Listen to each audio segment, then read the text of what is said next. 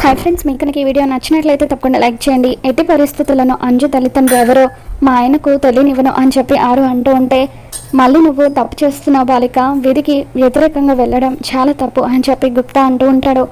మరోపక్క మనోహరి గదిలో ఉండగా ఇక అప్పుడే అక్కడికి అంజు వస్తుంది. ఆంటీ, ఈరోజు నేను మీ వల్లే స్కూల్కి వెళ్ళలేదు అని చెప్పి అంటూ ఉంటే, ఏంటి నా వలన, ఎందుకు అని మనోహరి అంటూ ఉంటుంది.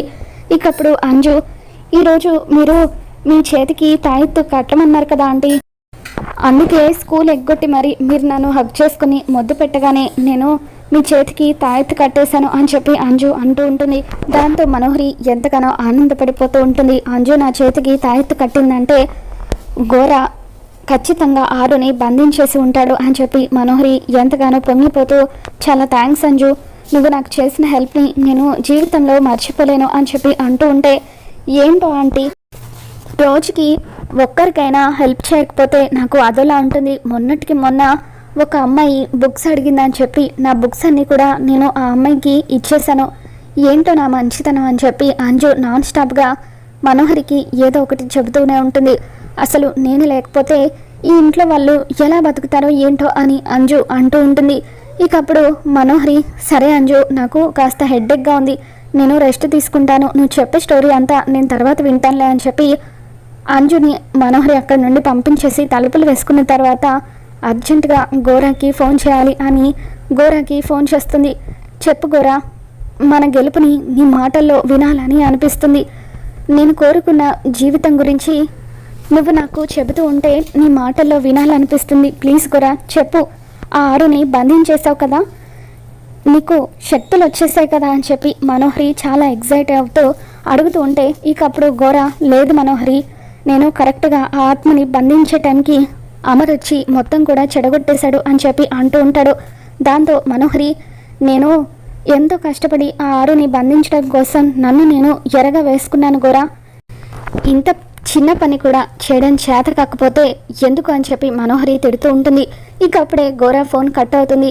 ఇంతలో రణవీర్ ఫోన్ చేస్తాడు.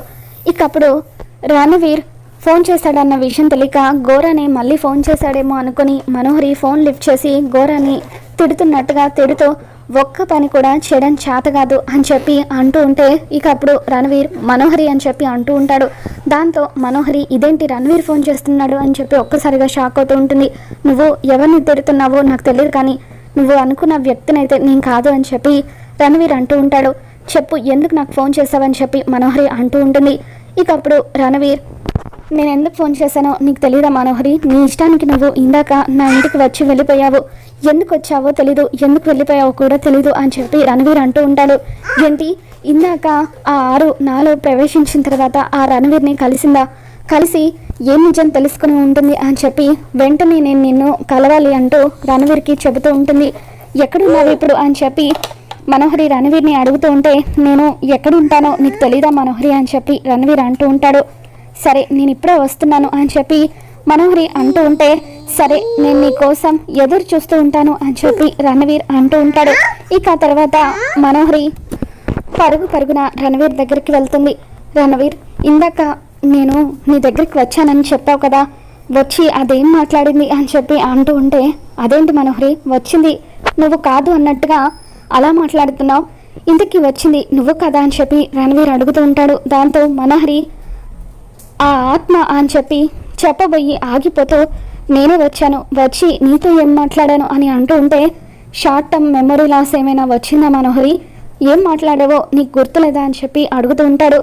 ఇక దాంతో మనోహరి, గుర్తులేదు చెప్పు రణవీర్ అని చెప్పి అడుగుతూ ఉంటే, ఇందాక నువ్వు నా కూతురు గురించి అడిగావు, నేను దుర్గ ఫోటోని నీకు చూపించాను, నువ్వు ఆ ఫోటో మొట్టమొదటిసారి చూస్తున్నట్టుగా షాక్ అయ్యావు అని చెప్పి రణవీర్ అంటూ ఉంటాడు. ఏంటి, నీ కూతురు గురించి అడిగానా అని మనోహరి అంటూ ఉంటుంది. మన కూతురు మనోహరి అని చెప్పి రణవీర్ అంటూ ఉంటాడు. సరే, మన కూతురు గురించి అడిగానా, ఫోటో చూసి నేను షాక్ అయ్యానా అని చెప్పి మనోహరి మనసులో, నాకు కూతురుందన్న విషయం తెలుసుకొని అది షాక్ అవ్వాలి, కానీ కూతుర్ని చూసి షాక్ అవ్వడం ఏంటి, అంటే దానికి నా కూతురు గురించి తెలుసా, నా కూతురు గురించి ఏదైనా నిజం తెలిసి ఉంటేనే కదా అది అలా ప్రవర్తించి ఉండేది, అసలు దానికి నా కూతురు గురించి ఏం తెలుసో వెంటనే కనుక్కోవాలి అని చెప్పి మనోహరి అక్కడి నుండి వెళ్ళిపోతూ ఉంటుంది. ఇక దాంతో రణవీర్, నీ కథ కంచికి చేరే టైం వచ్చేసింది మనోహరి, అందుకే నువ్వు ఇలా ప్రవర్తిస్తున్నావని చెప్పి అనుకుంటూ ఉంటాడు. మరోపక్క పిల్లలు రూమ్లో చదువుకుంటూ ఉంటారు. అమ్ము, ఆనంద్, ఆకాష్ వీళ్ళు ముగ్గురు కూడా చదువుకుంటూ ఉంటే అంజు అక్కడికి వచ్చి, ఏంటి నలుగురు ఆడుకోకుండా ఇలా చదువుకుంటున్నారు అని చెప్పి అంటూ ఉంటుంది. ఆడుకోవడానికి రారా అని అంజు అంటూ ఉంటే అప్పుడు ఆనంద్, ఎగ్జామ్స్ దగ్గరికి వస్తున్నాయి కదా అక్క, చదువుకోవాలని చెప్పింది, అందుకే చదువుకుంటున్నామని అంటూ ఉంటే, అబ్బో స్టేట్ ర్యాంకులు కొట్టేద్దామని, అయినా మీ మొహాలకు పాస్ మార్కులు రావడమే ఎక్కువ, ఇలా చదివి చదివి మీకున్న ఆ చిన్న బ్రెయిన్ని ఇబ్బంది పెట్టకండి అని అంజు అంటూ ఉంటుంది. ఏంటక్క అది ఇలా మాట్లాడుతూ ఉంటే నువ్వేం మాట్లాడవేంటి అని ఆనంద్, ఆకాష్ వాళ్ళు అమ్మతో అంటూ ఉంటారు. స్కూల్కి వెళ్ళని వాళ్ళతో మనకేంట్రా, మీరు చదువుకోండి అని చెప్పి అమ్మ అంటూ ఉంటుంది. ఏంటి స్కూల్కి రాని వాళ్ళ గురించా, ఎందుకు నేను ఈరోజు ఒక్కరోజే కదా స్కూల్కి రాలేదు, రేపటి నుండి నేను కూడా మీతో పాటే స్కూల్కి వస్తాను కదా అని చెప్పి అంజు అంటూ ఉంటుంది.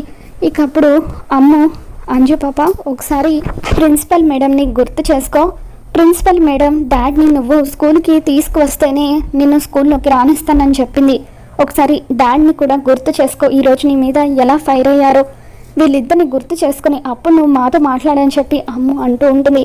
అవును కదా, డాడ్ని స్కూల్కి తీసుకురాకపోతే ప్రిన్సిపల్ మేడం నన్ను స్కూల్కి రానివ్వదు, ఇప్పుడు ఎలా అని చెప్పి అంజు ఒక చోట కూర్చొని ఏడుస్తూ ఉంటుంది. ఇక అప్పుడే అక్కడికి వచ్చిన ఆరు పిల్లల మాటలు వింటూ ఉంటుంది. నువ్వేం బాధపడకు అంజు, మిస్సం ఉంది కదా ఏదో ఒకటి చేస్తుందిలే అని చెప్పి అనుకుంటూ ఉంటుంది. ఇక ఇంతలో బాగి పిల్లల కోసం అని చెప్పి పాలు తీసుకుని పైకి వస్తూ ఉంటుంది. ఇక అప్పుడు బాగిని చూడగానే ఆరు ఒక చోట దాక్కుని ఉంటుంది. బాగి పైకి వచ్చిన తర్వాత అంజు ఏడుస్తూ ఉండడంతో ఏమైంది అంజు ఏడుస్తుందని చెప్పి అమ్మని అడుగుతుంది.